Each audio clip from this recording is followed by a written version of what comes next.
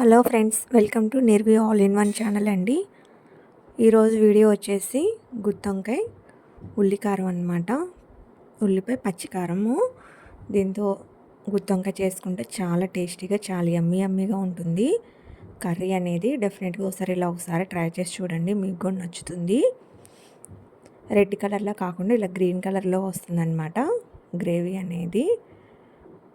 Curry అసలు అన్నంలో కలుపుకొని తింటుంటే నోట్లో కరిగిపోయేలాగా ఉంటుంది. గుత్తొంకాయ చూసారా ఎంత మంచిగా మగ్గిందో, చాలా బాగుంటుందండి. డెఫినెట్గా ఒకసారి ట్రై చేసి చూడండి. ఈ రకంగా మీకు కూడా నచ్చుతుంది.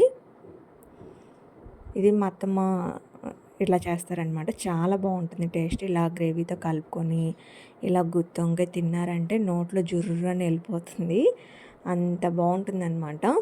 ఒకసారి డెఫినెట్గా మీరు కూడా ట్రై చేసి నాకు ఎలా ఉందనేది చెప్పండి ఫ్రెండ్స్. దానికోసం నేను ఇక్కడ వంకాయలు తీసుకుంటున్నాను. ఒక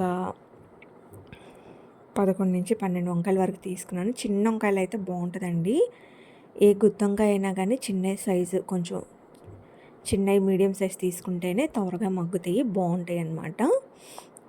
నేను తీసుకున్న సైజు అలా చూపిస్తా చూడండి. ఆ సైజు తీసుకుంటే త్వరగా మగ్గుతాయి, తినడానికి కూడా సూపర్గా ఉంటాయి అన్నమాట. మరి పెద్ద లావు కాయలు తీసుకోవద్దు, ఈ సైజు కాయలు తీసుకుంటే సరిపోతుంది. చూసారా లేతగా ఉన్నాయి కదా, బాగున్నాయి చూడటానికి. ఇవి నేను ఉప్పు నీళ్ళలో వేసుకుంటున్నానండి, సాల్ట్ వాటర్లో, నల్లగా అవ్వకుండా ఉండటం కోసం.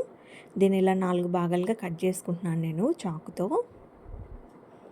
చూస్తున్నారు కదా వీడియోలో చూపిస్తున్న విధంగా.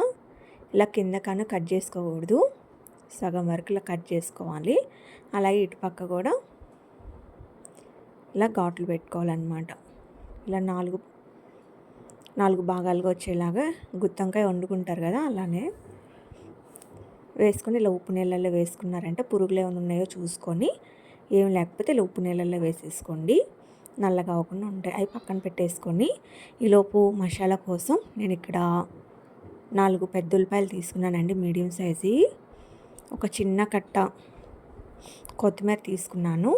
ఇక్కడ నేను అల్లం పేస్ట్ తీసుకున్నానండి, ఒట్టి అల్లం పేస్ట్. చిన్నులపాయ కూడా వేయట్లేదు, చిన్నులపాయ వేస్తే టేస్ట్ మారిపోద్ది అనమాట. చిన్నులపాయ వేసుకోవద్దు, ఒట్టి అల్లమే చిన్న ముక్క వేసుకొని, దగ్గర పేస్ట్ ఉందని చెప్పి పేస్ట్ వేసాను 1 స్పూను. ఇప్పుడు ఈ పెద్ద ఉల్లిపాయలు ఉన్నాయి కదండి, ఇలా ముక్కలుగా కట్ చేసుకొని మిక్సీ జార్లో తీసుకొని మెత్తగా పేస్ట్ లాగా వేసుకోవాలి. కొత్తిమీర కూడా ఇక్కడ నేను పచ్చిమిరకాయలు చూపించడం మర్చిపోయానండి, కాబట్టి ఇక్కడ పచ్చిమిరకాయలు కూడా మా కారానికి తగ్గట్టు నేను తీసుకున్నాను. నేనైతే 4 తీసుకున్నాను. 4 చాలా ఘాటుగా ఉన్నాయండి మిరపకాయలు, అందుకే 4 తీసుకున్నాను. సరిపోతుంది మా కారం. మీరు ఎక్కువ తినేటట్టయితే మీరు క్వాంటిటీని బట్టి మీరు తీసుకోండి మిరపకాయలు. ఇప్పుడు దీంట్లో తగినంత ఉప్పు, కొంచెం పసుపు వేసుకొని మిక్సీ పట్టేటప్పుడే వేసేసుకోండి, లేదా ప్లేట్లో తీసుకొని ఇలా ఉప్పు పసుపు వేసుకొని బాగా మిక్స్ చేసుకోండి. ఈ పేస్ట్ అంతా బాగా మిక్స్ చేసుకోవాలి, ఉప్పు పసుపు పట్టేలాగా. మిక్స్ చేసుకున్న తర్వాత ముందుగా మనం వంకాయల్ని ఉప్పు నీళ్ళల్లో పెట్టాం కదండి, అవి తీసుకొని దాంట్లోకి ఇలా పెట్టుకోవాలి మధ్యలోకి. చూసారా ఇలా కొంచెం వెడల్పు చేసేసి కాయని, ఈ పేస్ట్ని దాంట్లో పెట్టుకోవాలన్నమాట. సేమ్ గుత్తొంకాయ చేసుకున్నట్టే చేసుకోవటమేనండి, కానీ ఆ టేస్ట్ వేరుగా ఉంటుంది. ఈ టేస్ట్ ఈ టేస్ట్ ఒక రకంగా ఉంటుంది, చాలా బాగుంటుంది. రెండు రకాలుగా బాగుంటుంది అనమాట. ఈ రకంగా కూడా ఒకసారి ట్రై చేసి చూడండి. ఈజీగా అయిపోతుంది, చాలా సింపుల్గా అయిపోతుంది అనమాట. ఎక్కువ టైం కూడా తీసుకోదు. టేస్ట్ అయితే అదిరిపోతుంది అనమాట, చాలా బాగుంటుంది.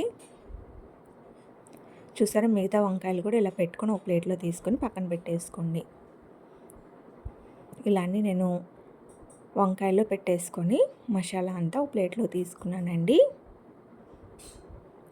మిగిలిన పేస్ట్ ఏమైనా ఉంటే కనుక పక్కన పెట్టేసుకోండి, అది మనం గ్రేవీ కిందగా వేసుకోవచ్చు అనమాట. ఫ్రై చేసేటప్పుడు నాకు అంత పేస్ట్ మిగిలిందనమాట. ఇప్పుడు నేను స్టవ్ వెలిగించి పాన్ పెట్టుకొని ఆయిల్ వేసుకున్నానండి. కొంచెం ఎక్కువే పడుతుంది ఆయిల్, చూసారా గుత్తొంకాయకి కొంచెం కారం నూనె ఎక్కువే పడుతుంది కదండి. ఇలా నూనె వేసుకొని నూనె అనేది హీట్ ఎక్కిన తర్వాత మీడియం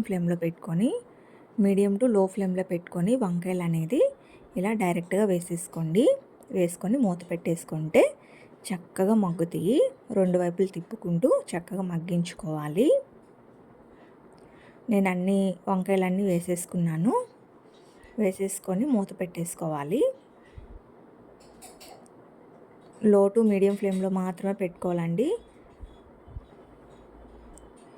దగ్గర ఉన్నట్టయితే మీడియం ఫ్లేమ్లో పెట్టుకోండి. ఒకవేళ అటు ఇటు కొంచెం ఏదైనా పనిలో ఉన్నట్టయితే లో ఫ్లేమ్లో పెట్టుకొని చేసుకోండి. పర్ఫెక్ట్గా కుక్ అవుతుందన్నమాట, మాడకుండా. చూసారా, ఒక సైడ్ కుక్ అయిందని చెప్పి నేను రెండో వైపు కూడా తిప్పుకొని రెండో వైపు కూడా కుక్ చేసుకుంటున్నాను. మళ్ళీ మూత పెట్టేసి మళ్ళీ సెకండ్ సైడ్ కూడా కొంచెం మగ్గనివ్వాలన్నమాట.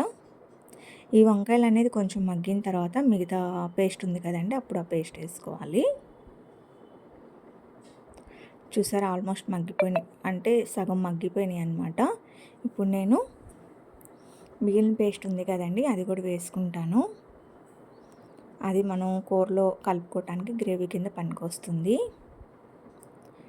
చూసారా, ఈ పేస్ట్ మొత్తాన్ని నేను